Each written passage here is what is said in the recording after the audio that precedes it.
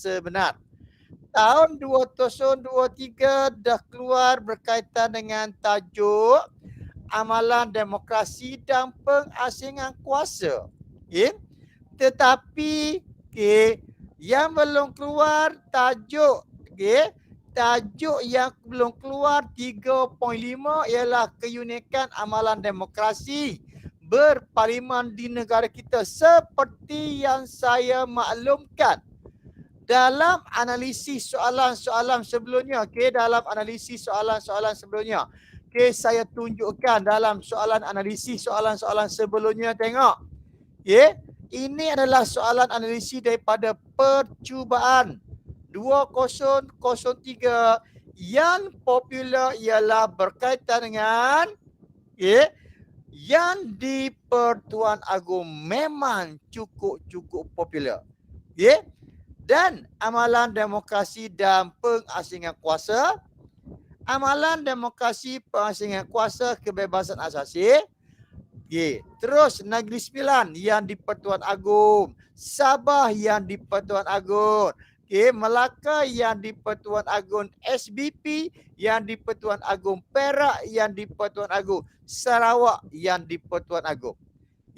Jadi di sini apabila saya tengok populariti cukup popular berkaitan dengan Pertuan Agong, saya menganggap pelajar sudah bersedia dengan tajuk yang di Pertuan Agong.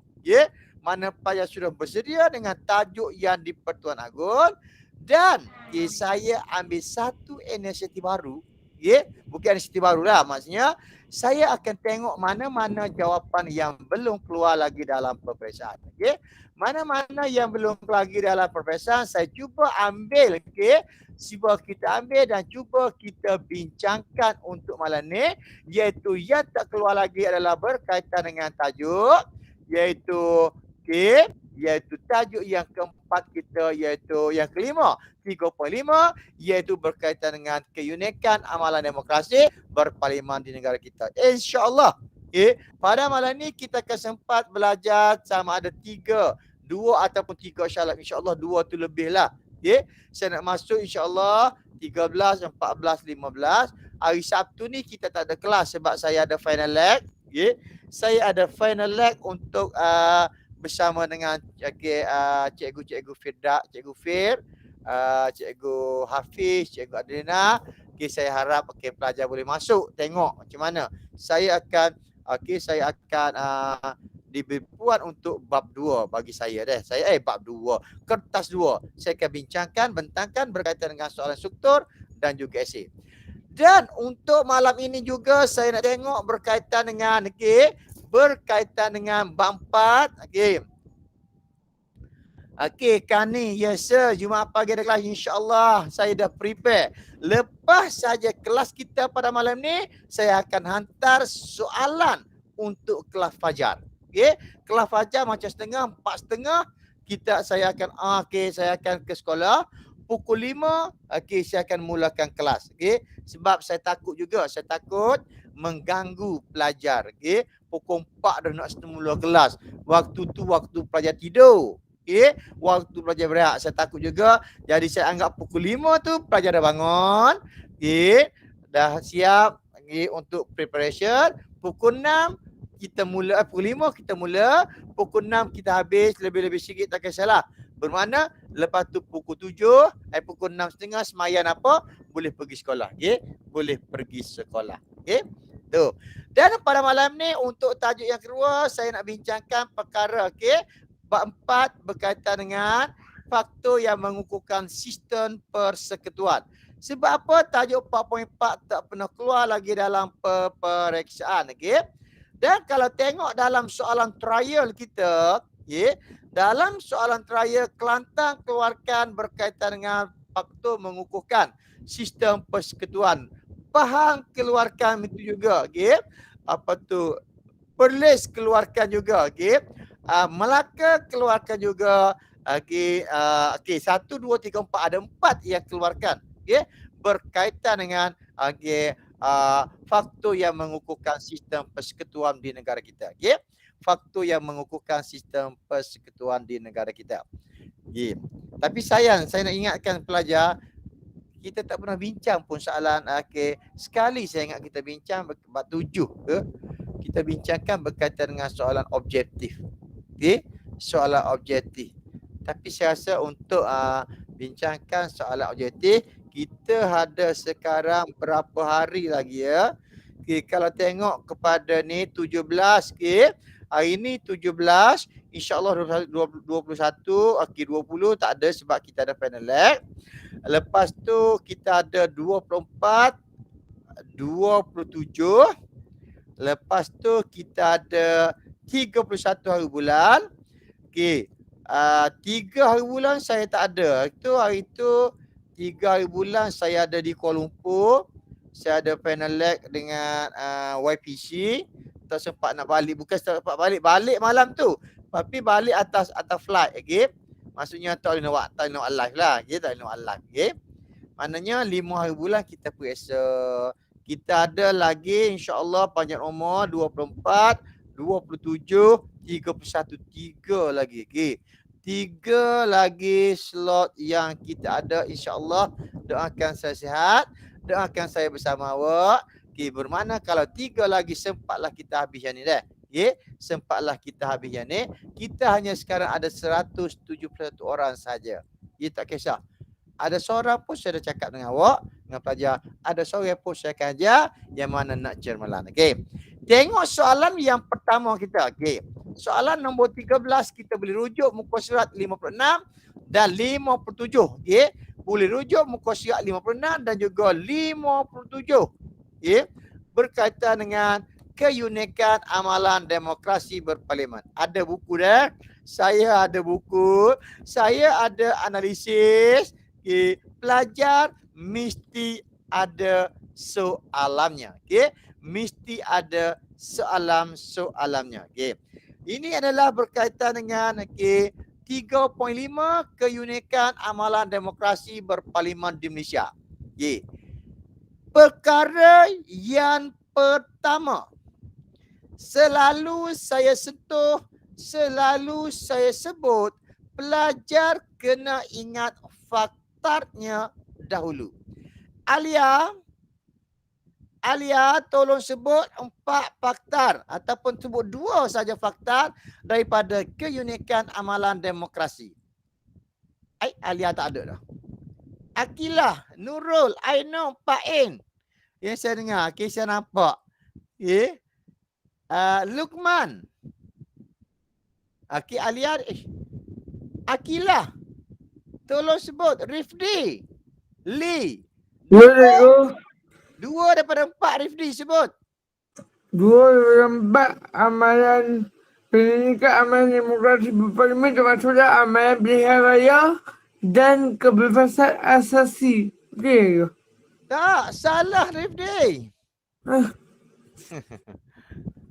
Budi bicara, Yasir kata budi bicara raja. Kerjasama politik. Kerjasama politik. Kerjasama politik 2. Okay, Yasir ke politik. Gabungan unsur tradisional dan moden dalam pentadbiran. Okay, gabungan tradisional dan moden. Okay, tengok. Okay, boleh. Yasir mekanisme. Okay. Saya mau nak rujuk muka surat apa ni tu? 56, 57. Rifdi, tengok di skrin.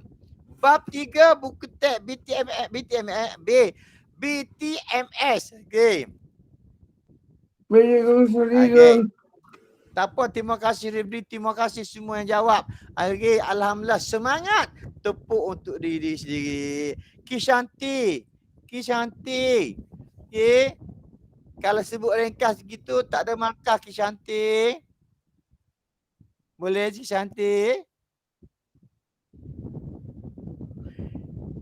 Okay. Saya selalu sebut pelajar kena ingat. Apa yang pelajar kena ingat selalu saya sebut. Kena ingat fakta dahulu. Yang pertama, okay, tengok. Gabungan unsur tradisional dan moden. Okay. Itu yang pertama.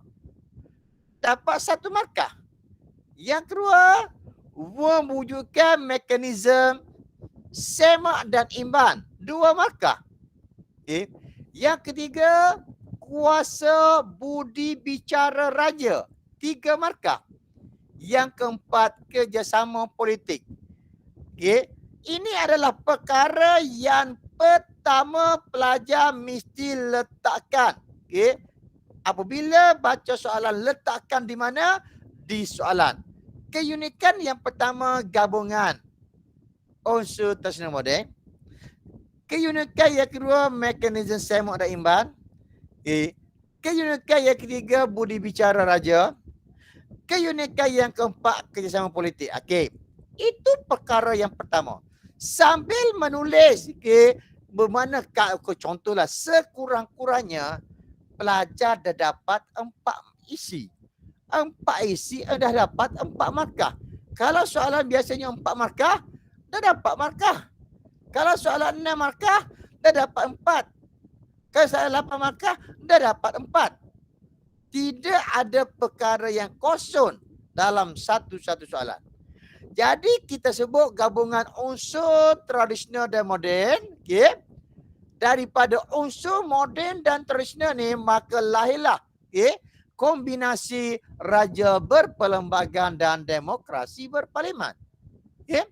Huraian dia, gabungan unsur tradisional dan moden dalam pentadbiran, okay, iaitu kombinasi raja berperlembagaan dan demokrasi berparlimen.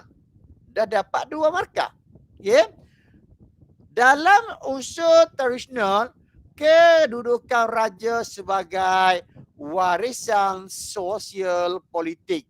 Dan okay, unsur moden pula menggunakan model Westminster England. Okay.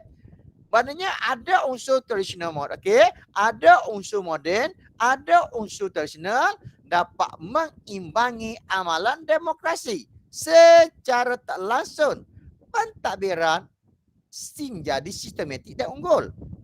Kita tengok. Okay. Antara yang pertama, unsur tradisional dan moden. Unsur tradisional, konsep raja berperlembagaan diwujudkan dan demokrasi berparlimen. Dalam unsur tradisional, raja sebagai warisan politik. Dalam unsur moden, okay, kita gunakan undang-undang Westminster. Ya, Purma tak betul. Insyirah bagi 2 fakta, 2 huraian. Diterima 4 markah. Kalau contoh 4 markah. Contohnya, insyirah buat gabungan unsur tradisional dan moden, iaitu kombinasi raja berperlembagaan dan demokrasi berparlimen. Selain itu, ataupun keunikan seterusnya, mewujudkan mekanisme semak dan imban yang dapat mengimbangi pemerintahan demokrasi. Dok, insyirah letak situ, ambil daripada gabungan yang pertama dengan kombinasi huraian dia, ambil mekanisme semak dan imban mengimbangi pemerintahan demokrasi. Okey, insyirah dah dapat 4 markah. Okey, dah dapat 4 markah. Cikgu, kalau saya dia nak 4 markah, saya letak gabungan unsur tradisional dan moden, saya huraian tu saja. Dapat juga 4 markah. Faham? Okay? Boleh tak? Insyirah, mana insyirah? Silakan insyirah. Insyirah dapat, boleh tak boleh?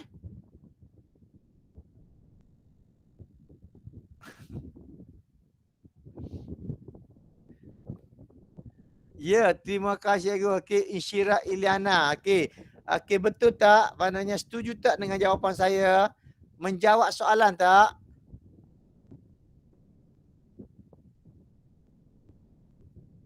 Okey, Insyirah kata setuju. Okey, kita pergi kepada seterusnya dah.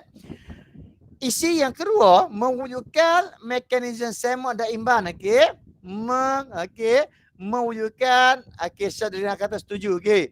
Mewujudkan mekanisme semak dan imban, iaitu dapat mengimbangi pemerintahan demokrasi. Okay. Di mana dalam mekanisme semak dan imban, raja berkecuali dalam politik, ekonomi dan berkaitan dengan dasar-dasar negara. Raja tidak boleh berpolitik. Okay. Raja tak boleh campur tangan dalam penggubalan dasar-dasar ekonomi ataupun dasar-dasar negara. Okay. Dan kita boleh tengok, okey, walaupun dia kata berkecuali dalam politik ekonomi, tetapi raja mampu meredakan konflik. Okey, konflik mana? Okey, konflik pertikaian politik dan perselisihan kaum. Okey. Boleh? Contohnya ini boleh berlaku melalui pengasingan kuasa, iaitu kita bezakan.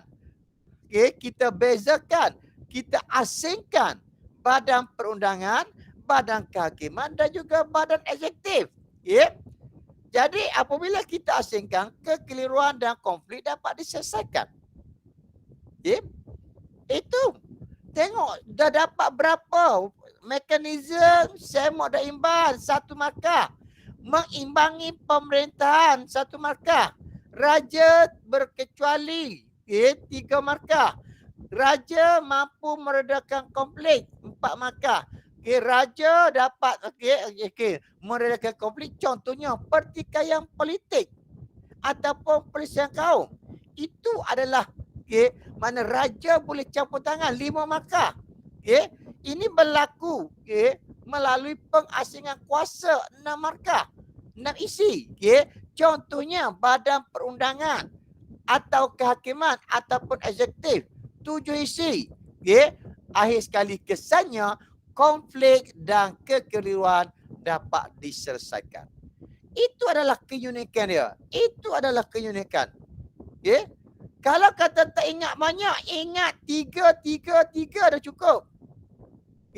Tapi saya tak galakkan ingat 3, ingat sedikit. Tetapi kita kena memahami apa yang soalan nak.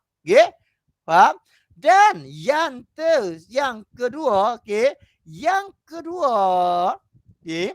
keunikan dia budi bicara raja. Budi bicara raja ni kita boleh tengok yang di Pertuan Agong melantik kerajaan persekutuan ataupun berkuasa melantik Perdana Menteri. Itu di peringkat persekutuan. Kalau di peringkat negeri, yang di Pertuan Negeri melantik ketua kerajaan negeri ataupun menteri besar ataupun ketua menteri. Ingat budi bicara raja, yang pertama ingat yang di Pertuan Agong, yang kedua ingat raja ataupun sultan ataupun yang di Pertuan Negeri. Dan yang di Pertuan Agong mempunyai kuasa untuk tidak memperkenalkan permintaan perbubaran parlimen. Mana kuasa yang di Pertuan Agong? Kalau kata kerajaan minta nak bubarkan parlimen, yang di Pertuan Agong kata oh tidak. Mana itu adalah di bawah kuasa yang di Pertuan Agong. Raja pula mempunyai kuasa tidak memperkenalkan pembubaran dom. Ini 2 saja isi dia, 2 saja. Yang di Pertuan Agong latih Perdana Menteri, yang di Tuan Agong tidak memperkenalkan pembubaran parlimen. Raja melantik menteri besar, raja mempunyai kuasa tidak memperkenalkan pembubaran parlimen. Seterusnya, apabila berlakunya yang di Pertuan Agong, tugas dia macam ni. Sultan tugas dia macam ni, bermakna menjamin kestabilan politik. Dapat menjamin kestabilan politik. Bermakna di sini tengok betapa mudahnya apabila ingat gabungan tradisional dan moden. Ingat kepada raja berperlembagaan, ingat kepada demokrasi berparlimen. Raja berperlembagaan itu adalah hasil daripada asasnya raja berkuasa mutlak tradisional. Bila dihapuskan raja berkuasa mutlak, muncul raja berperlembagaan. Itu tradisional. Moden adalah demokrasi berparlimen. Contoh dia mana kita tengok, raja sebagai waris sosial politik. Itu tradisional. Contoh moden, raja contoh moden menggunakan Westminster England. Kesan daripada kedua-dua ni, pentadbiran menjadi lebih sistematik. 1. Mewujudkan mekanisme semok dan imbang untuk mengimbangi pemerintahan. Okey, pemerintahan demokrasi macam mana kita nak mengimbanginya? Kita kata raja tak boleh campur tangan dalam politik ekonomi dasar negara. Tetapi raja boleh menyelesaikan, boleh meredakan konflik, iaitu pertikaian politik ataupun perselisihan kaum. Ini berlaku apabila kita bentuknya pengasingan kuasa. Contohnya kita asingkan badan perundangan.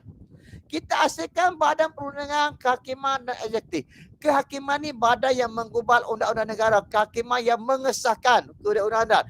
Ya, eksekutif badan pentadbir, badan yang melaksanakan. Okay? Contohnya, okay. Ada siapa-siapa ada masalah kat sini sekarang. Kerjasama politik saya tak huraikan. Cikgu, soalan ni boleh buat inference ke? Okay, ini soalan fakta. Inference hanya melibatkan soalan kebat secara umumnya. Okay? Ini soalan fakta. Siapa dia? Tengku apa? Saya tak... Okay, boleh? Okay, ada soalan? Lambat cikgu, saya mau ada imbas tu macam mana, okey? Inference tak perlukan, tak perlu dari halat sana, okey? Okey, siapa cakap semak dan imbang, okey? What do you mean semak dan imbang? Apa maksud sebenarnya? Cikgu, kalau saya tambah huraian sikit boleh tak? Silakan. Mana nak tambah huraian mana? Mana yang kita nak tambah huraian? Fakta kena hafal semua ke cikgu. Saya sebenarnya untuk teknik menghafal ni, saya takut. Okay? Nak hafal. Tapi kena ingat, kena faham.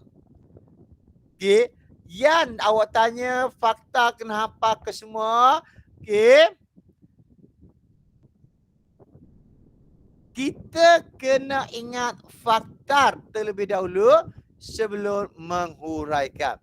Cikgu, recording nak tengok mana? Tak tahu. Cikgu. Ya, silakan Rifdi. Apa Rifdi? Cikgu, yang semak imbang tu kalau contoh kita guna krisis politik yang tahun lepas tu betul cikgu. Yang semak imbang tu. Apa guna apa Rifdi? Yang semak imbang tu maknanya yang macam krisis politik yang terdahulu cikgu. Tak. Yang YGPE menjadi macam penyemak yang berjumpa yang bergabung dengan Raja-Raja Melayu tu ke cikgu? Lain. Nanti kita kena macam ni sebenarnya. Okay? Pelajar tahu tak what do you mean? Apa maksud semak dan imbang? Mekanisme semak dan imbang tu apa sebenarnya? Okay?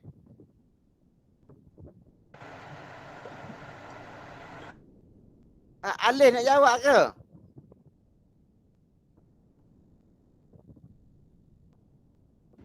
Ia mengimbangkan negara. Mengimbangkan negara. Teruskan. Dia kaji dulu cikgu.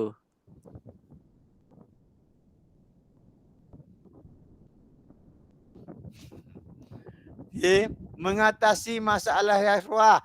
Okay. Cuma kita boleh tengok di sini merupakan cabang kerajaan yang diberi kuasa.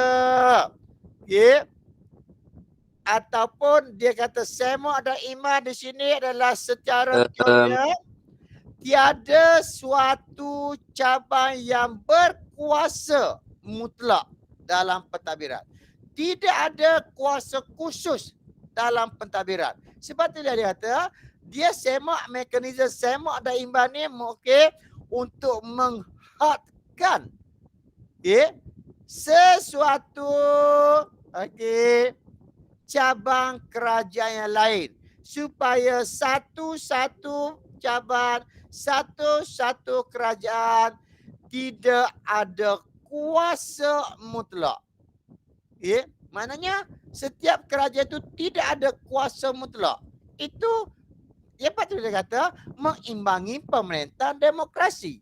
Setiap rakyat tidak ada kuasa mutlak. Okey, contohnya siapa-siapa yang memerintah negara, okey, okey, dia bukan berkuasa mutlak.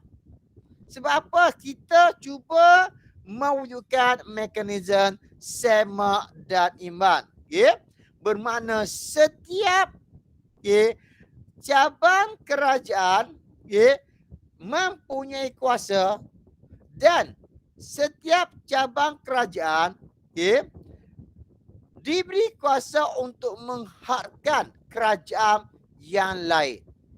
Maknanya tidak boleh satu-satu kerajaan itu mewujudkan kuasa mutlak. Sebab itulah dia kata dapat mengimbangi pemerintah demokrasi. Walaupun yang di-Pertuan Agong sebagai ketua negara. Walaupun raja sebagai ketua negeri. Okay? Dia tidak ada kuasa. Okay? Faham? Okay? Dia tidak ada kuasa yang mutlak. Untuk apa? Untuk apa tu, campur tangan dalam negara. Kita katakan, oh yang Pertuan Agong kuasa mutlak.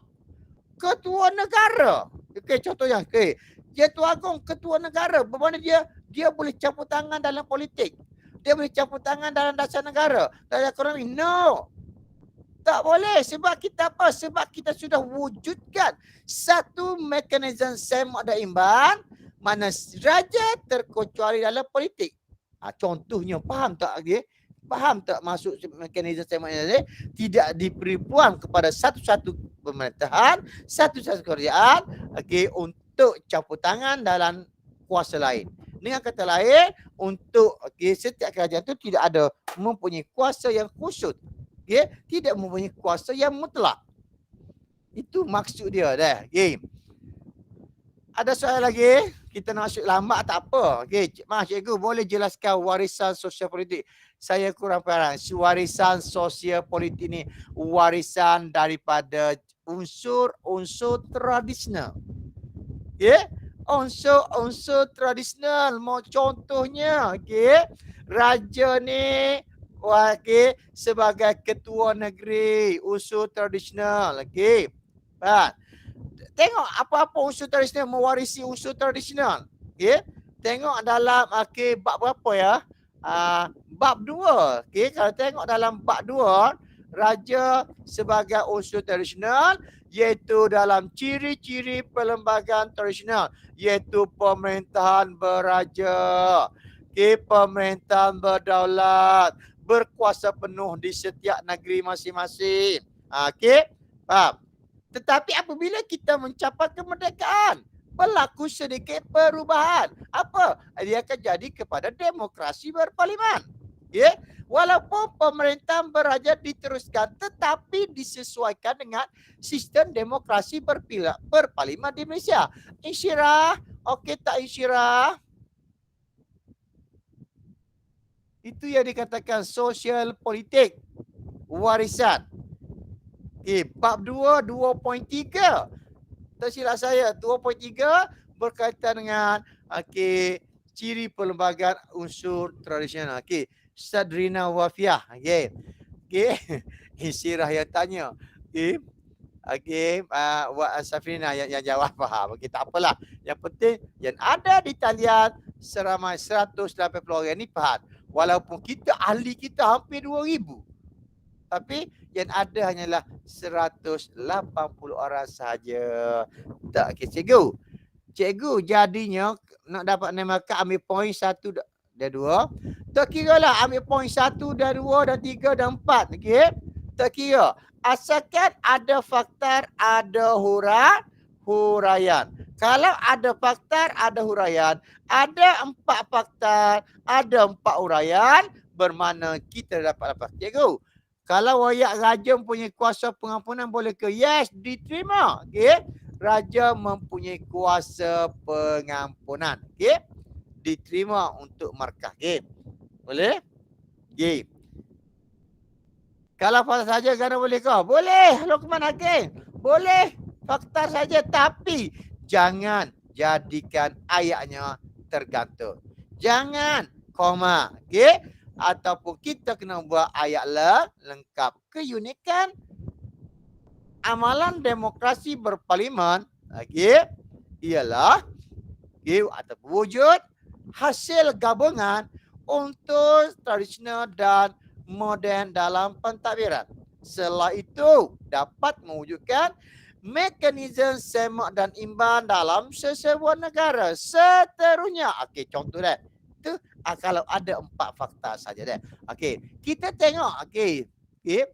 Bolehkah saya nak tekan untuk soalan ke B? Aisyah? Boleh. Kishanti, boleh tak? Alif, boleh? Boleh cikgu.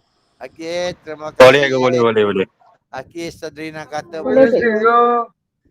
Kita tengok soalan yang kedua. Okey, soalan yang kedua. Terangkan kerjasama politik yang berlaku di negara kita. Okey, kerjasama politik yang berlaku di negara kita. Ini adalah boleh dikaitkan dengan kebat. Okey, boleh dikaitkan dengan kebat. Okey, bermakna soalan ni adalah boleh dikebatkan. Okey, soalan ni adalah soalan yang boleh dikebatkan. Kerjasama politik yang berlaku di negara kita. Siapa yang nak bagi jawapan? Tengok muka surat Saya, 57. Okey, silakan Ramli. kerjasama politik di negara kita melibatkan perkongsian kuasa antara kaum berdasarkan prinsip tolak perundingan dan pengorbanan bagi mewakili setiap suara setiap kaum. Setiap kaum diwakili. Tengok. Okey. Yang pertama kita tengok apa Ramli jawab tu betul. Okey. Kerjasama Sejak pihak okey. Rifdi. Kerjasama politik negara kita tu yang pertama menekankan soal perkongsian kuasa antara kaum. 1 markah. Yang kedua, kita bagi peluang kepada Hero pula. Hero. Ya. Okey, silakan Hero. Kerjasama antara kerajaan negeri dan kerajaan persekutuan. Okey. Hero, awak tertinggal. Ha. Okey, kerjasama politik ini berdasarkan prinsip tolak usul, pengundingan dan pengorbanan. 2. 2. Okey. Yang ketiga, Aisyah.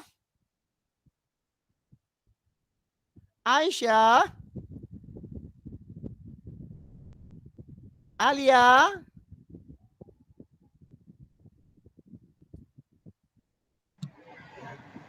Okey, Lukman nak jawab. Memastikan suara setiap kaum diwakili. Okey. Memastikan suara setiap kaum diwakili. Okey, 3. Insyirah, silakan. Insyirah. Kis.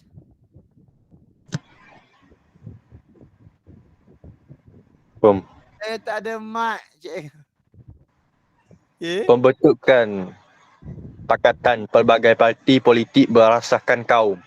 Yeah. Permuafakatan, betul. Pembentukan pembetul. Okay. Iaitu permuafakatan pelbagai parti politik dalam satu gabungan.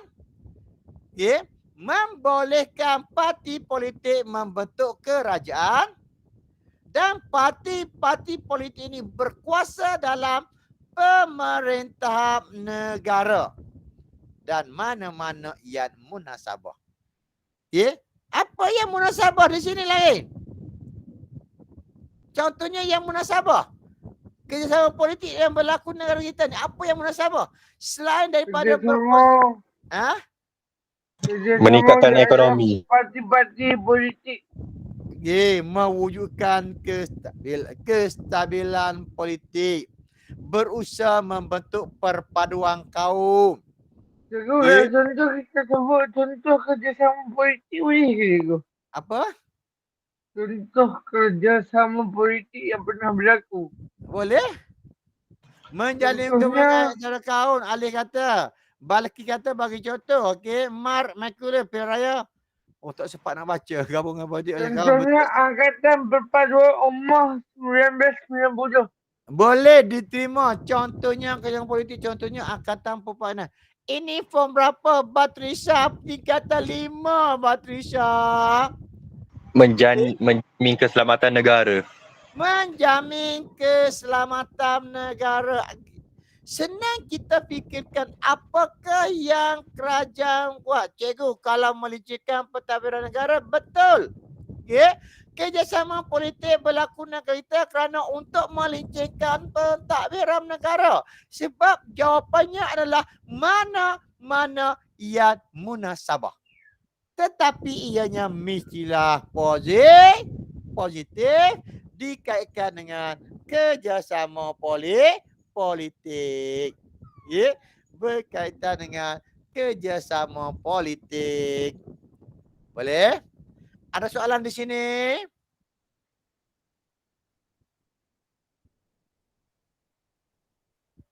Saya nak tahu. Okey, tak ada lagi. Balkis lagi. Saya Ada nak tanya. ego. Okey, Ya, pelajar daripada Chongqing Kota Baru ni ada masuk ke tak ada ni?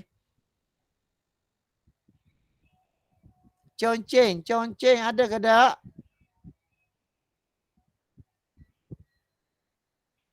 Tak ada masuk ni, lama saya tak tengok Jueng apa ni. Sherilau. Okey, tak apalah. Nanti saya personal message dia dah. Okey. Soalan yang ketiga, C. Amalan demokrasi berparlimen dapat melahirkan tak setia. Okey. Yang tidak boleh bagi kepada pemimpin yang dipilih. Berikan hujah anda. Apa sebenarnya nak ni? Okey. Apa hujah yang kita nak bagi? Okey. Hujah nak bagi amalan demokrasi berparlimen dapat melahirkan tak setia. Ayat tidak perlu bagi. Berikan hujah anda. Hujah yang pertama. Okey, tengok. Okey.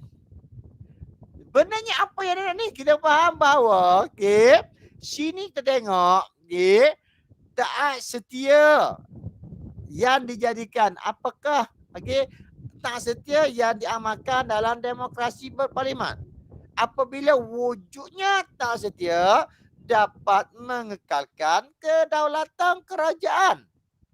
Apabila wujudnya taat setia kedaulatan kerajaan, okey, iaitu huraian dia kerajaan yang dipilih oleh rakyat. Ini adalah fakta dengan huraian, okey, mengekalkan kedaulatan negara yang, okey, iaitu kerajaan yang dipilih oleh rakyat, di mana, okey, rakyat berpeluang menentukan kepimpinan negara. Nokta setakat itu. Tak setia juga semua permasalahan boleh diselesaikan melalui rundingan. Secara langsung, kecekapan dalam pentadbiran terselah ini dapat menjaminkan hak rakyat. 3. Okey, Alif kata undang-undang negara sentiasa terjaga tepat sekali. Di mana? Okey, kejap dah. Okey. Okey, saya nak sebut ya undang-undang negara tadi di mana rakyat mestilah mematuhi undang-undang negara. Contohnya, okey, mengelakkan amalan rasuah. 3. Okey, Rifdi, silakan Rifdi. Amalan demokrasi berparlimen dapat melahirkan taat setia rakyat yang tidak berbagi kepada pemimpin yang dipilih kerana kerajaan yang dipilih oleh rakyat. Hal ini demikian kerana pemimpin dipilih daripada pilihan raya yang diadakan dari modal sekali. Tamsilnya pilihan raya umum 2023 yang lalu. Kesannya politik negara akan stabil serta dapat negara maju bersama. Akan maju. Ada 4 isi Rifdi. 4 isi Rifdi dapat 4 markah. Terima kasih Rifdi. Terima kasih. Tepuk untuk Rifdi. Terima kasih. Walaupun saya tak dapat tangkap nak ulang balik. Tapi saya menghayati apa dia cakap. Rifdi dapat 4 isi. Maksimum dapat 4 markah. Tolong kekalkan momentum awak Rifdi untuk menjawab dalam peperiksaan. InsyaAllah awak akan dapat A+. InsyaAllah dah. Baik cikgu, terima kasih cikgu. Okey, kita tengok habis amalan vokasi kita tu. Ya. Kak Setia ni, okey, rakyat terlibat dalam proses membentuk kerajaan. Kerana tak setia inilah menjamin kerajaan adil dan telus. Dapat cikgu kalau macam soalan fakta, contoh kita juga ingat satu Allah tak sempat nak baca ya Allah. Okey, sorry dah. Tak sempat nak baca. Okey. Kita tengok soalan seterusnya. Okey. Malaysia merupakan negara yang mengamalkan sistem persekutuan. Ini adalah bab yang keempat. Bab yang keempat. Maksud sistem persekutuan Terengganu yang keluarkan. Maksud kerajaan persekutuan faham yang keluarkan. Okey.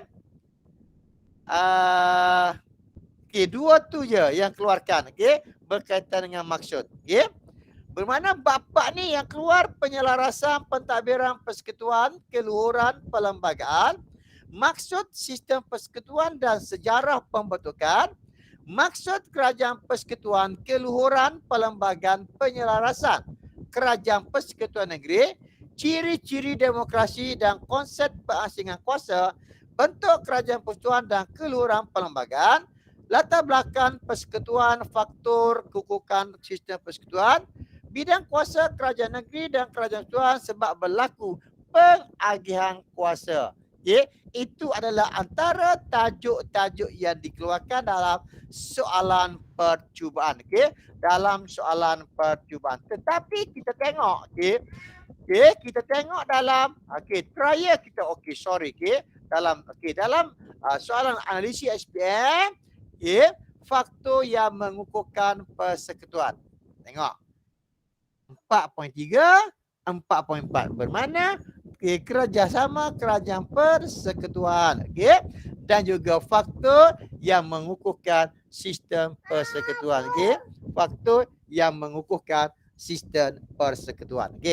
Lagu ni lah kita dah ada cucu ni, cucu ada kat, kita teruskan dah. Kita tengok, kita tengok soalannya di sini, soalan nombor 14. Tengok yang pertama dia nak apakah maksud persekutuan. Saya tunjukkan satu, yang lain nanti kita akan aplikasikan balik. Kalau kata maksud persekutuan, gabungan beberapa buah negeri. Kalau tadi saya sentuh tentang apa? Perkara yang pertama kita kena ada fakta. Perkara yang pertama kita kena ada fakta. Tulis fakta-fakta dulu. Tapi di sini, kalau soalan maksud, kita tak nak sebut fakta. Kita kena letakkan ringkasannya. Kita kena letakkan poinnya. Yang pertama, apa itu persekutuan? Gabungan beberapa buah negeri. Gabungan beberapa buah negeri. Siapa boleh bantu saya? Bagi isi yang kedua, ketiga, keempat, kelima, keenam, ketujuh. Cai Hui. Conceng ke?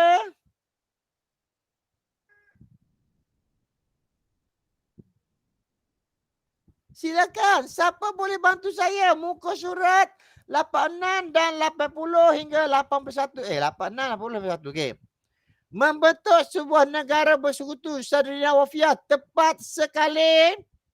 Negara bersekutu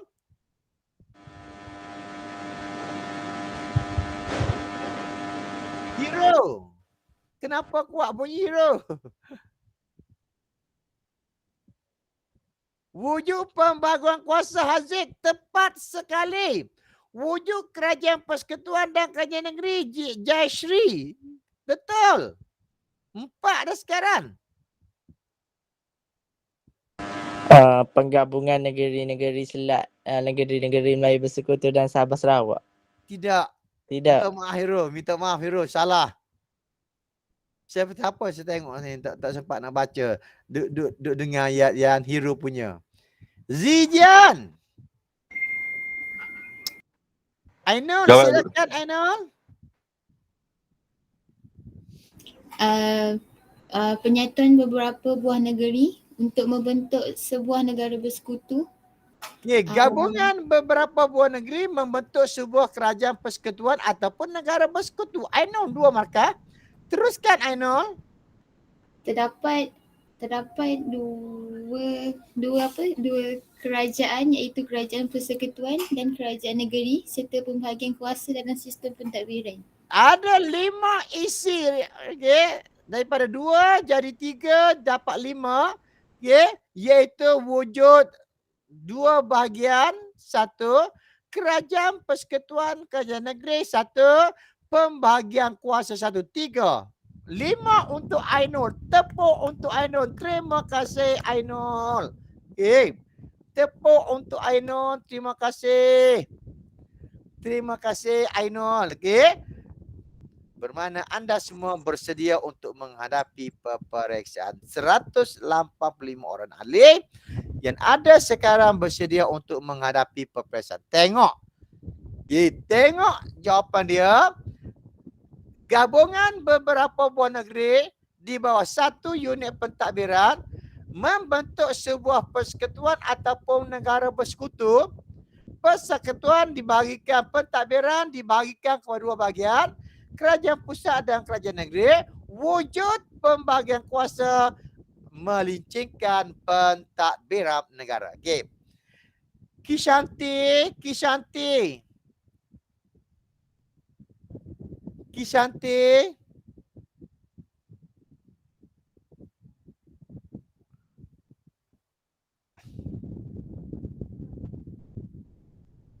Kishanti tolong buat ayat Kishanti. Kishanti buka mic. Kishanti kan tak ada mic juga.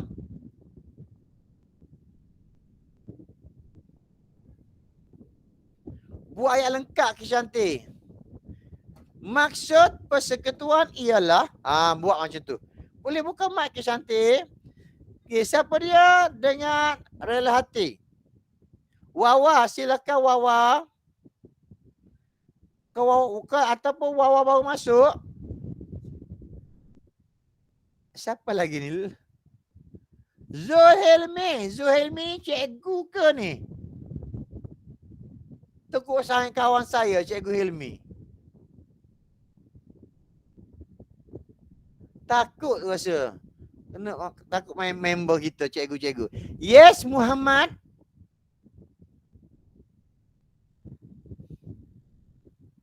Halo. Please. Safinah nak jawab. Silakan Safinah. Kristina nak jawab. Ke Safinah nak jawab. Silakan. Saya lah cikgu. Siapa dia? Suhadi, silakan di. Maksud persekutuan ialah gabungan beberapa buah negeri di bawah 1 unit pentadbiran bagi membentuk sebuah persekutuan.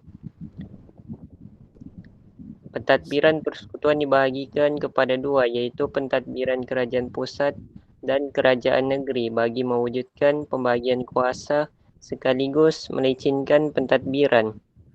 Terima kasih Suhadi. Terima kasih, tepat sekali. Tepuk untuk Suhadi. Okay, tengok contohnya maksud persekutuan ialah gabungan beberapa buah negeri yang diletakkan di bawah 1 unit pentadbiran bagi membentuk sebuah kerajaan persekutuan.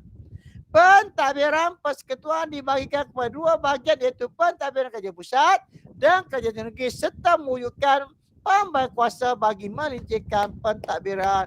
Terima kasih Suhadi. Suhadi daripada sekolah mana Suhadi? SMK Kinamutan 2, Tawau, Sabah. Wow, orang seberang sana rupanya bah. Okay. Terima kasih Suhadi. InsyaAllah you akan buat yang terbaik dalam pesta. Kita doakan semua yang baik-baik semua.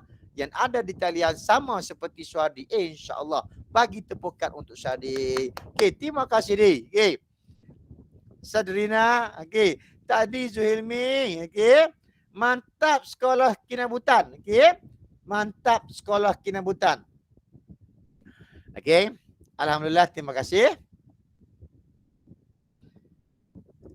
Kita tengok soalan yang ke B. Bagaimanakah dua faktor di bawah mampu mengukuhkan sistem persekutuan?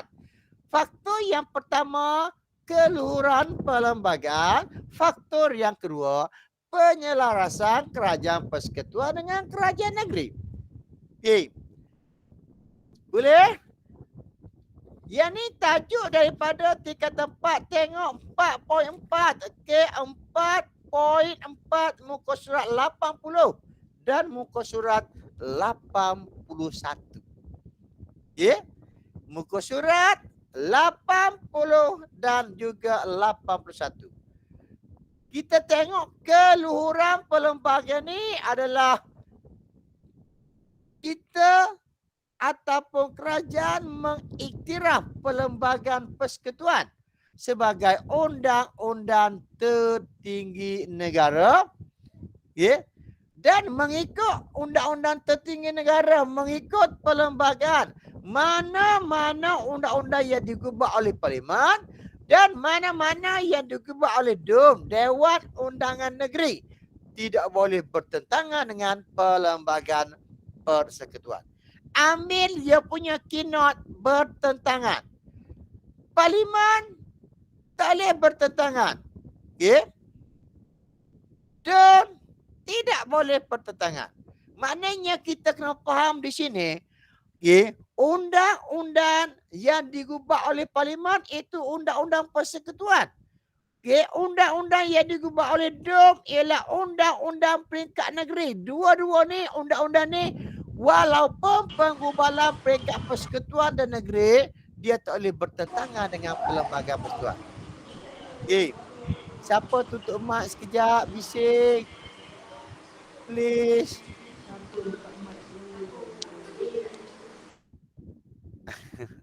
Okay.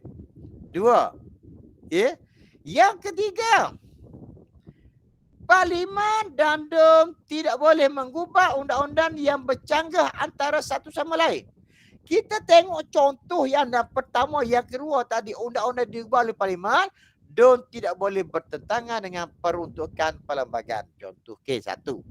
Dan mana-mana Parlimen ataupun DUM, okey, iaitu Parlimen dan DUM tidak boleh mengubah undang-undang yang bercanggah antara satu sama lain. Di perlembagaan, di Parlimen, contohnya di Parlimen, dibahaskan siapa-siapa mencuri denda 500. Tetapi di Parlimen tetapi di dalam Dewan Undangan Negeri dibahaskan siapa-siapa yang mencuri denda 50. Tak boleh. Sebab itu dianggap sebagai bercanggah antara satu sama lain. Dia mesti selaras, mesti selari. Yang ketiga, perlembagaan merupakan menjadi rujukan utama jika berlaku ketidakselarasan antara undang-undang. Kalau berlaku tak selaras antara undang-undang negeri dengan persekutuan, di sinilah peranan yang dimainkan oleh perlembagaan. Sebagai apa? Sebagai rujukan, sebagai panduan jika tidak berlaku keselarasan antara undang-undang. Dan undang-undang negeri tak selaras dengan undang-undang persekutuan, maka undang-undang persekutuan adalah mengatasi undang-undang negeri. Satu isi sebenarnya. Undang-undang negeri tidak selaras dengan undang-undang persekutuan. Bukan dua isi dia. Maka undang-undang persekutuan adalah mengatasi undang-undang negeri. Kenapa ada? Undang-undang persekutuan mesti mengatasi undang-undang negeri. Dan kita tengok, kita tengok faktor yang kedua. Sekejap ya, minum air dah.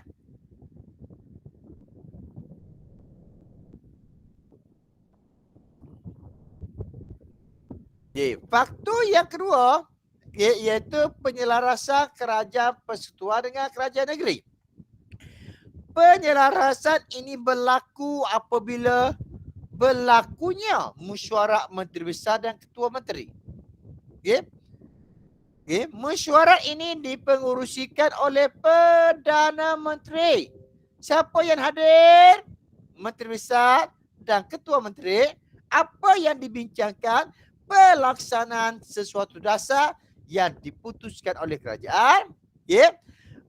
Contoh dia mesyuarat untuk menyelaras perintah kawalan COVID, okey, kawalan pergerakan PKP di seluruh negara bagi mengawal wabak COVID, penubuhan majlis negara, penyelarasan ataupun menyelaraskan pentadbiran kerajaan persekutuan dengan kerajaan negeri. Itu adalah contoh. Ada banyak lagi deh.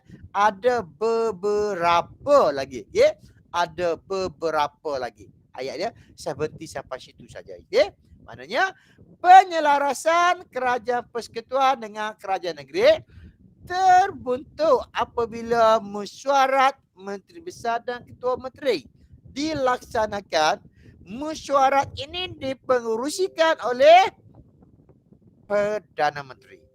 Ya, dipengurusikan oleh Perdana Menteri.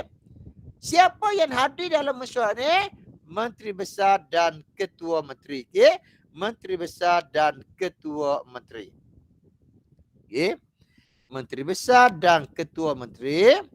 Dan kalau kita tengok di sini, perkara yang dibincangkan ialah iaitu pelaksanaan sesuatu dasar yang diputuskan oleh kerajaan. Serta tengok di situ juga, okey, contohnya kita boleh tengok iaitu okey, penyelarasan, okey, mesyuarat berkaitan dengan okey, keputusan untuk melaksanakan perintah kawalan pergerakan PKP. Okey, tengok seterusnya. Okey. Okey, terdiri pada Majlis Keuangan Negara. Okey. Tengok. Okey. Berdasarkan maklumat di atas, jelaskan keunikan amalan demokrasi berparlimen di negara kita dan kesannya. Di bawah kombinasi raja berperlembagaan dan demokrasi parlimen tu. Okay. Kita boleh huraian tu je. Tadi dah sebut yang tu. Ada 6 semua.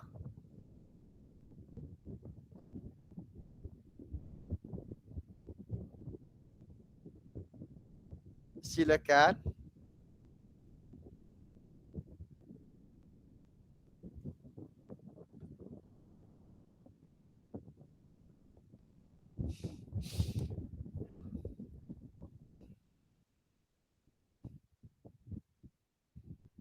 Ada orang ke tak ni?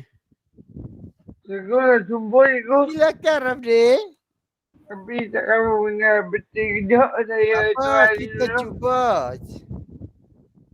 Keunikan amalan demokrasi berparlimen di negara kita, kita termasuklah kuasa budi bicara raja. Hal ini dikatakan demikian kerana raja boleh memberikan nasihat. Raja boleh memberikan nasihat kepada ketua kerajaan. Saya udah balik. Tak boleh beri nasihat. Keunikan amalan demokrasi berparlimen di negara kita termasuklah kuasa budi bicara raja. Hal ini dikatakan demikian kerana raja boleh menggunakan budi bicaranya untuk mengampunkan pesalah-pesalah kes besar. Contohnya, pesalah yang disabitkan kes bunuh boleh mendapatkan pengampunan dari raja. Kesannya negara akan aman dan pesalah boleh berubah ke arah yang lebih baik. Ni, Rifdi tengok. Kombinasi raja berperlembagaan dan demokrasi berparlimen. Tadi di bawah yang pertama, nampak tak? Isi yang pertama. Kita kena tengok atas skrin kita ni sebenarnya. Keunikan kombinasi raja berperlembagaan dan demokrasi berparlimen. Tengok. Okay, kombinasi raja adalah termasuk dalam gabungan unsur tradisional dan moden tadi. Yeah. Kedudukan raja sebagai warisan sosial politik, unsur moden menggunakan model Westminster dapat mengimbangi amalan demokrasi dan pentadbiran sistematik. Sekejap dah. Okay. Sekejap saya tunjuk. Okey. Sekejap walaupun terpaksa. Terima kasih, Guru. Okey, tak apa. Terima kasih, Rifdi. Okey. Tengok, nampak tak? Isi yang pertama tu gabungan tradisional. Kita ambil yang tu, dalam tu ada isi tu. Nampak tak? Gabungan tradisional, kombinasi kedudukan raja. Okey. Imbangi Westminster. Dia nak yang tu je. Okay? Yang kita tulis yang pertama tadi. Okay, Rifdi, terima kasih. Anda berani, anda cemerlang. Nampak tak? Isi yang pertama tadi, nampak tak? Aisyah. Okey, Sadrina. Insyirah. Kis. Alia. Suhardi, silakan. Boleh tak? Suhardi. Okey. Nampak cikgu. Okey, nampak cikgu. Boleh cikgu. Okey. Amirah boleh, Amirah. Boleh. Okey. Saya tunjukkan yang tadi buat lah. Okey.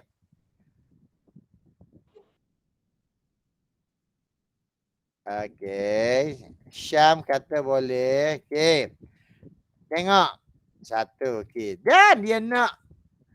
Siapa boleh jawab Syam? Syam, jawab Syam. Ainul, kesan daripada ni, amalan ni. Okey. Syau, Sanggaran, silakan. Boleh, Syau. Syau boleh bagi kesan, Syau?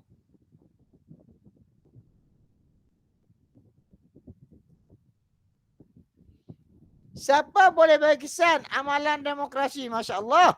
Masya Allah. Mewujudkan, Dennis kata mewujudkan keamanan, diterima. Membentuk sistematik dan sistematik boleh terima. Amirah, kesan baik ke buruk? Tak tahulah. Dukungan politik akan stabil serta ekonomi akan meningkat. Yes, politik stabil, ekonomi meningkat. Okey, silakan. Mengeratkan perpaduan masyarakat Syam. Terima kasih. Betul, Syam.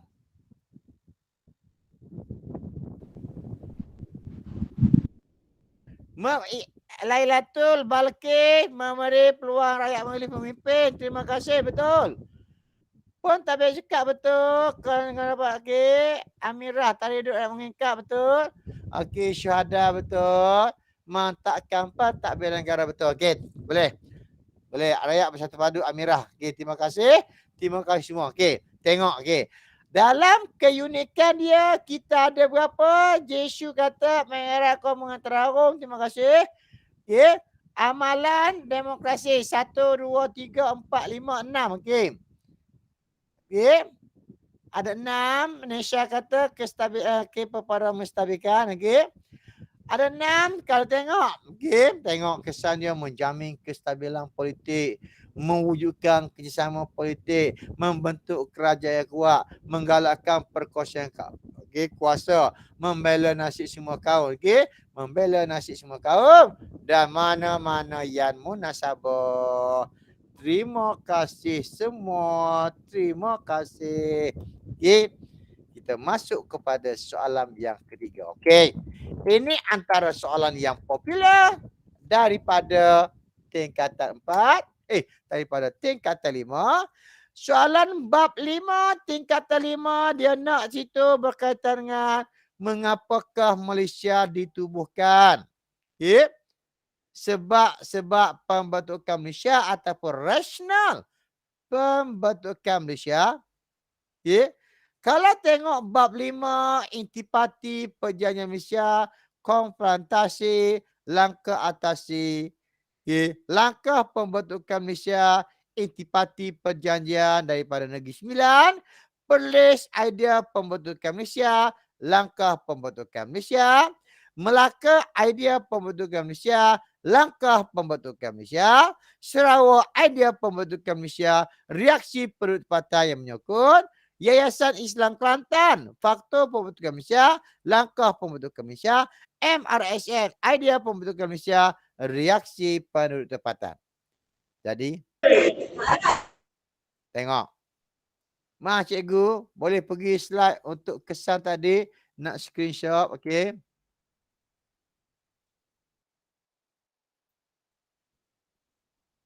Dah? Dah? Okey, Kish. Okey. Mengapa selalu saya sebut kita nak apa yang pertama?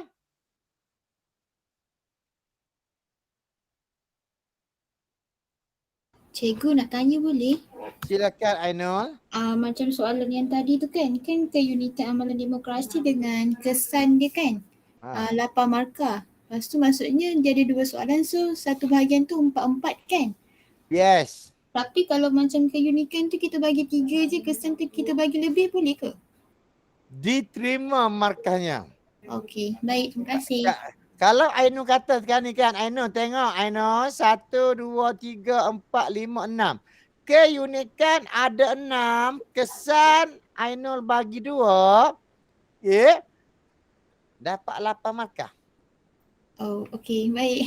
Kalau keunikan Ainul ada 7, kesan ada 1. Dapat 8 markah. Contohlah tu deh. Tapi yang seelok-eloknya seimbangkan. 4-4. Okey, baik. Terima kasih. Okey, terima kasih Ainul. Okey. Mengapa di sini selalu saya sebut apa yang kita nak sebenarnya? Perkara yang pertama,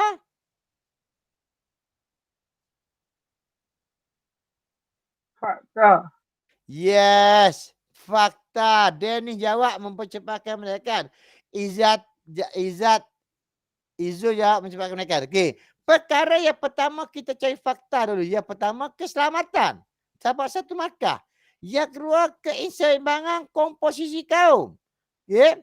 1 markah. Yang ketiga mempercepatkan kemerdekaan. 1 markah. Yang keempat pembangunan wilayah. Bermakna di sini kita dah dapat 4 markah. Dalam soalan dia nak berapa markah?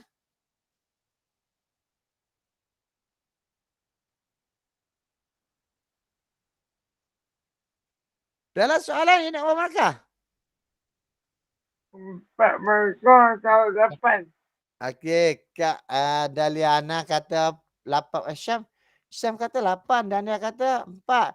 Darul Ilmi kata 4. 8. 4. Mana satu deh? 4 cikgu, 4. Yes, 488 kan? Okey. Iman Abdullah 4 cikgu. Okey. Kalau dia nak 4 markah dah cukup dah kita dapat 4 markah. Okey. Nampak tak? Mengapa Malaysia dibentuk? Malaysia dibentuk kerana ingin menjamin keselamatan negara. Setelah itu bagi. Okey. Tapi tak naklah. Okey. Gitu deh. Yang kita nak dari sudut keselamatan daripada ancaman komunis di Singapura yang telah menggugat keselamatan Persekutuan Tanah Melayu kerana Singapura akan boleh kongsi SS soalan paksi tadi. Lain tak stabil. Okey. Okey. Mengapa Malaysia ditubuhkan? Apakah rasional pembentukan Malaysia ataupun apakah faktor-faktor pembentukan Malaysia? Benar sama saja. Tapi saya ambil pendekatan yang paling mudah. Mengapa Malaysia ditubuhkan? Dalam buku teks, okey. Dalam buku teks, okey, cikgu kalau saya bagi fakta, 4 fakta saja. Boleh Nisha. Boleh. Nisha ada keselamatan, ada keseimbangan komposisi kaum, ada mempercepatkan kemerdekaan, ada pembangunan wilayah. Nisha akan dapat 4 markah. Tapi Nisha kena buat dalam bentuk ayat lengkap. Okey, Nisha faham Nisha?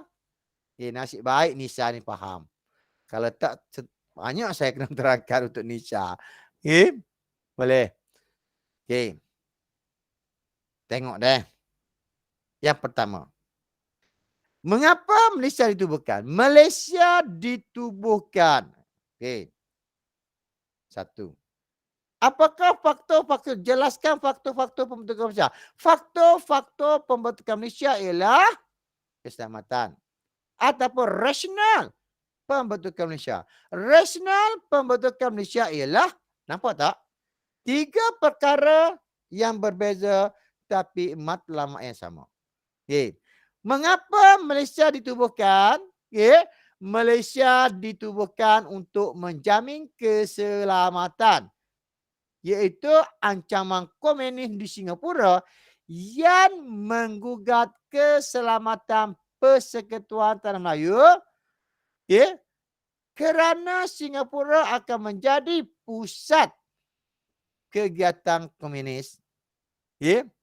Penyatuan dengan Singapura, penyatuan Persekutuan Tanah Melayu dengan Singapura dapat menjadi benteng keselamatan untuk membendung komunis. Dan di Sarawak berhadapan dengan ancaman gerakan Clandestine Communism Organisation, CCO. Okay. Penyertaan Sarawak dalam gagasan Malaysia, British berharap dapat membendung ancaman komunis. Okay. Jadi 2 perkara tengok sini dah. Yang pertama, keselamatan. Ancaman komunis di Singapura 1 markah, ancaman komunis di Sarawak 1 markah. 3 markah. Okay. Kenapa? Menggugat keselamatan Persekutuan Tanah Melayu. 4 markah. 4 di situ. Okay. Tapi kita ikut flow yang dia ada sekarang. Okay. Keselamatan terutamanya ancaman komunis di Singapura yang menggugat keselamatan Persekutuan Tanah Melayu. Pandai-pandai kita lah sebenarnya nak menghuraikan macam mana sekalipun. Dan keseimbangan komposisi kaum. Kemasukan Singapura akan mewujudkan ketidakseimbangan komposisi kaum orang Melayu dan orang Cina. Dah dapat 3 markah.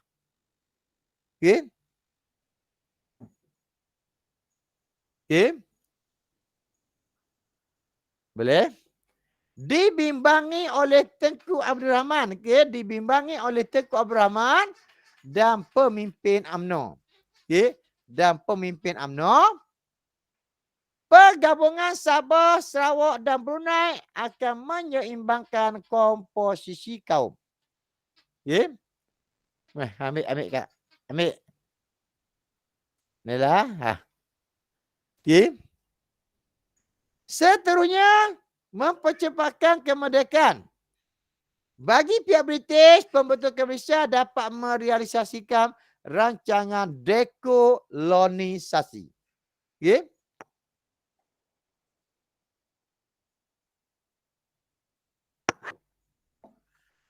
Sorry ya, minum air. Okay. Mempercepatkan kemerdekaan ini iaitu untuk merealisasikan rancangan dekolonisasi. Dekolonisasi ni apa ya saya sebut baru ni? Ke arah berkerajaan sendiri. Yes, tepat Suhadi. Pemberian kemerdekaan ke arah berkerajaan sendiri. Okay, Isyirah kata berkerajaan sendiri. Tepat sekali. Okay, proses berkerajaan sendiri. Okay. Dan terakhir sekali, okay, dan terakhir sekali, mengapa Malaysia ditubuhkan? Okay. Pembangunan wilayah itu mempercepatkan pelbagai bidang. Okay. Pembangunan, okay, pembentukan Malaysia boleh meningkatkan taraf hidup pribumi dalam pelbagai aspek seperti infrastruktur, sosial dan ekonomi. Okay. Yang isi yang terakhir sekali itu 2 markah dah. Meningkatkan taraf hidup, contohnya ekonomi. Saya kata je. Diterima markah dah. Okay. Seterusnya, okay. Ini yang ini panjang. Okay. Yang ni panjang. Langkah-langkah pembentukan Malaysia. Tolong baca ke semua. Tak boleh nak buat ringkas-ringkas. Yang pertama, siri lawatan. Tengok. Okay. Siri lawatan. Yang kedua, jawatan kuasa setiakawan. Tengok cukup panjang. Jelaskan langkah pembentukan Malaysia. Langkah pertama, siri lawatan. Ceritakan semua berkaitan dengan lawatan. Okay? Ceritakan semua berkaitan dengan lawatan. Okay? Cucu saya pun nak belajar juga. Okay? Ceritakan semua berkaitan dengan lawatan di sini. Okay? Tengok. Tengku Abdul Rahman mengadakan lawatan ke Sarawak dan Brunei. Kenapa? Meninjau dan bertemu dengan pemimpin tempatan. Okay? Boleh alihkan ke pembentukan Malaysia maksudnya? Tak faham saya. Boleh alihkan ke pembentukan Malaysia? Cikgu, langkah-langkah pembentukan Malaysia kena hafal semua ke? Saya tak kata kena hafal. Tapi saya kata ini adalah antara yang popular. Antara yang popular. Okay?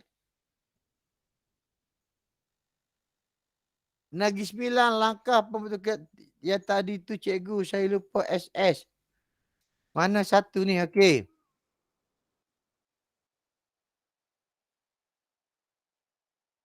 Yang ni ke?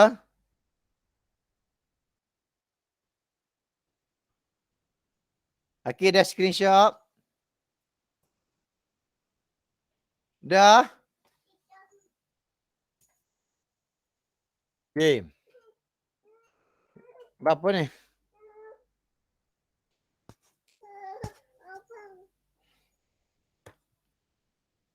Okey, sekejap eh.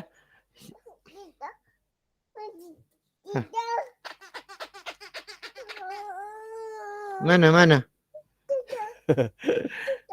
Sekejap saya ada cucu duduk kan.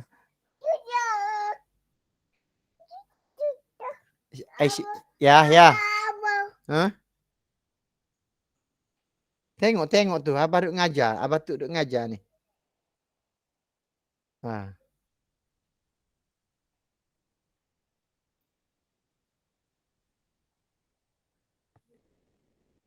Sarah.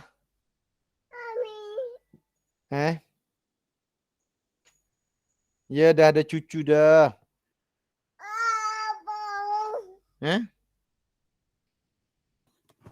Sarah. Kejap. Oh. Sarah. Kak Neni kejap Kak Neni ha.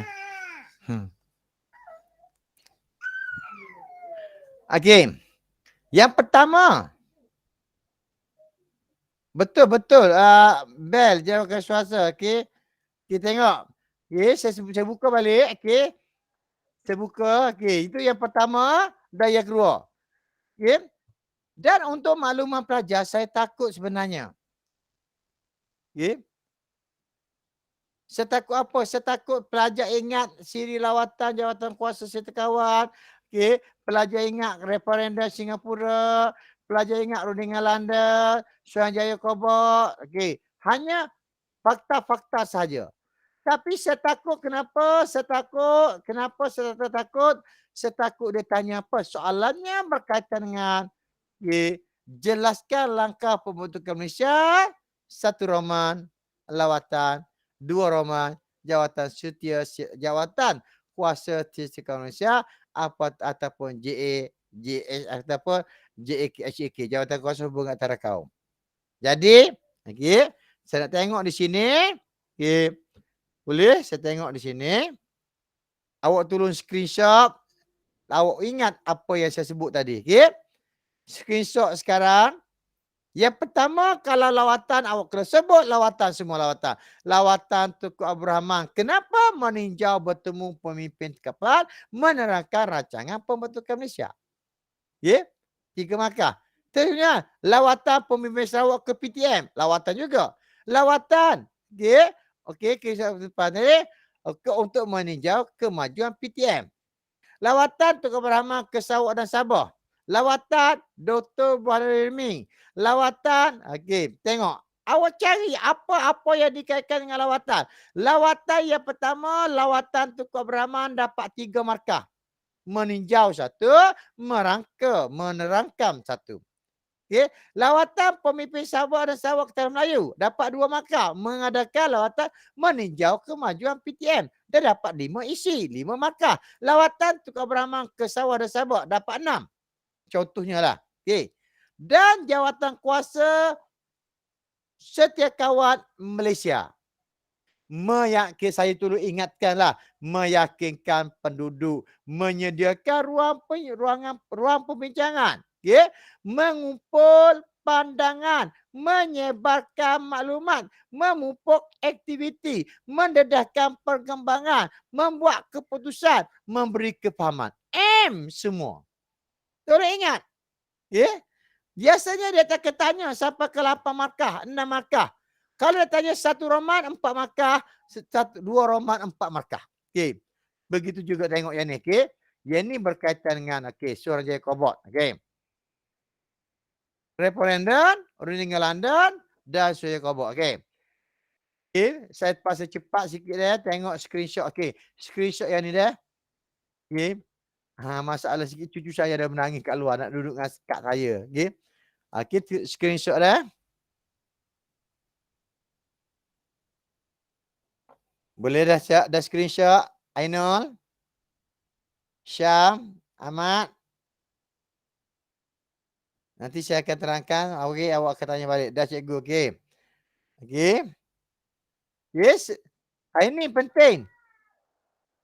Okey. Ini penting, okey.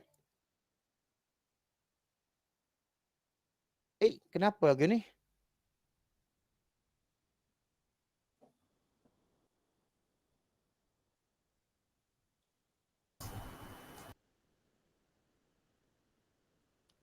Kenapa lari skrin saya ni?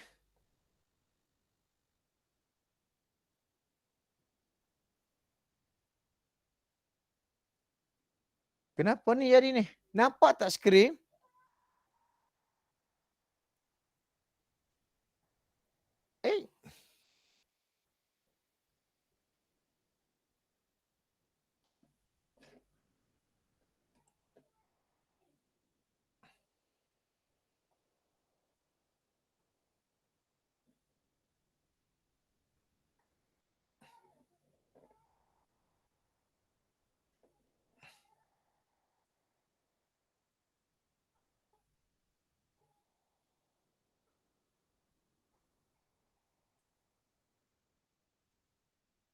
Sekejap.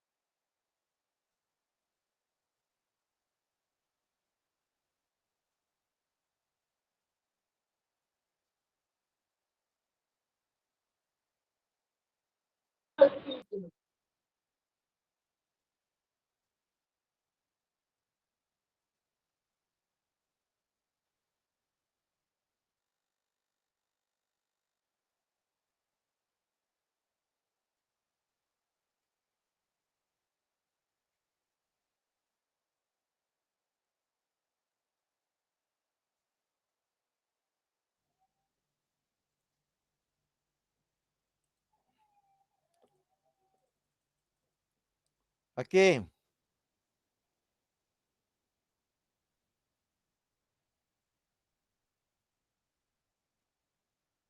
Okey, tolong screenshot sekarang. Cikgu nak tanya boleh tak? Ha? Ya, Ikhwan. JSKM kan dikenal sebagai Jawatan Kuasa Perundingan Perpaduan Malaysia. Kalau kasih masuk dia dalam jawapan, dia dapat markah ke? Mana tahu itu fakta kan? Ya, fakta. Ini yang ni. Dia duduk di nombor 2 kan? Ish, mana ni? Kejap. Apa laju sangat ni? Dia duduk di mana ni? Ya.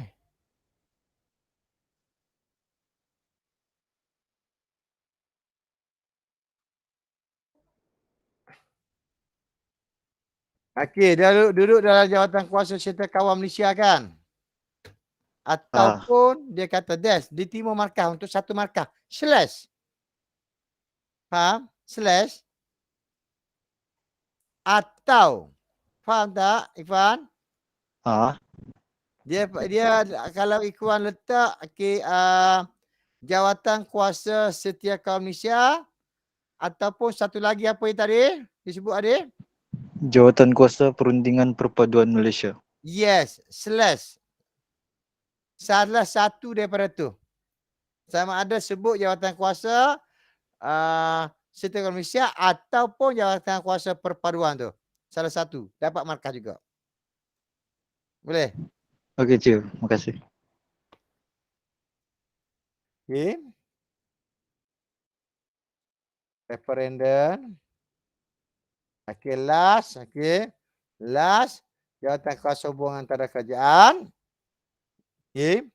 Last kali sebagai rakyat Malaysia, bagaimana cara anda menunjukkan penghargaan kepada terhadap usaha pemimpin dalam memastikan kesejahteraan negara terpelihara. Okay. Awak membuat dokumentari tentang tokoh penting, satu markah. Awak bagi contoh satu markah. Mengabdikan nama tokoh pada bangunan ataupun jalan raya, satu markah. Bagi contoh pula satu markah. Menghasilkan penulisan tentang tokoh-tokoh perjuangan, bagi contoh satu markah. Membina tugu peringatan, contoh satu markah. Menghasilkan stem peringatan, contoh satu markah. Menerbitkan filem, contoh satu markah. Okay. Tolong screenshot. Contoh-contoh dia cari sendiri. Boleh? Contoh-contohnya cari sendiri. Okey. Boleh. Syam kata boleh. Sadrina kata boleh. InsyaAllah semua boleh. Okay. Kita yakin. Saya memang yakin anda semua boleh. Okay. Kita kan pelajar cemerlang. Boleh?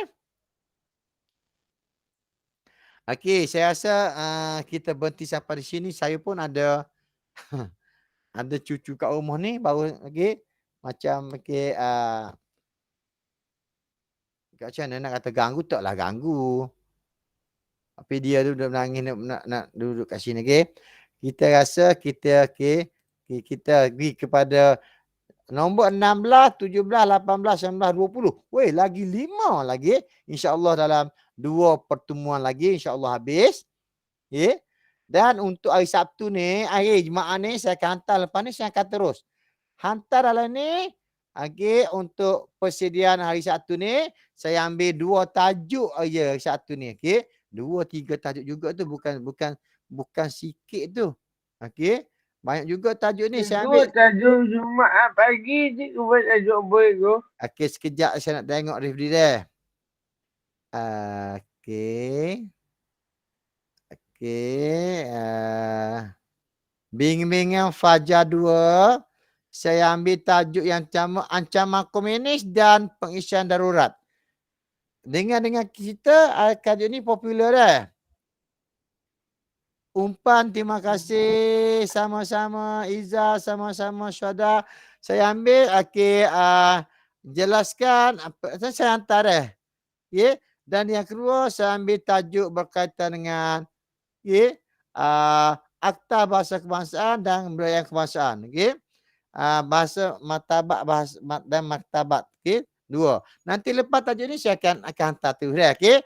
Saya rasa itu saja. Okey, kita jumpa pada hari Sabtu ni. Okey. Okey, kejap. Okey. Terima kasih, Ego. Okey. Cikgu. Okey, terima kasih Cikgu. semua dah. Assalamualaikum, Okey, Cikgu mari nak tuition bye-bye. hari Sabtu ni. Hari tuition Sabtu insya-Allah hadir. Terima kasih cikgu. Eh. Okey. Okey. Tu Sabtu tu pukul berapa start ni cikgu? Ah?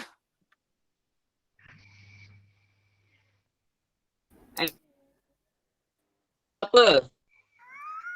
Terima kasih, Ego. Okey. Cikgu pergi nak tuition ke Minda hari Sabtu. Gi. Okey. dari Wakaf.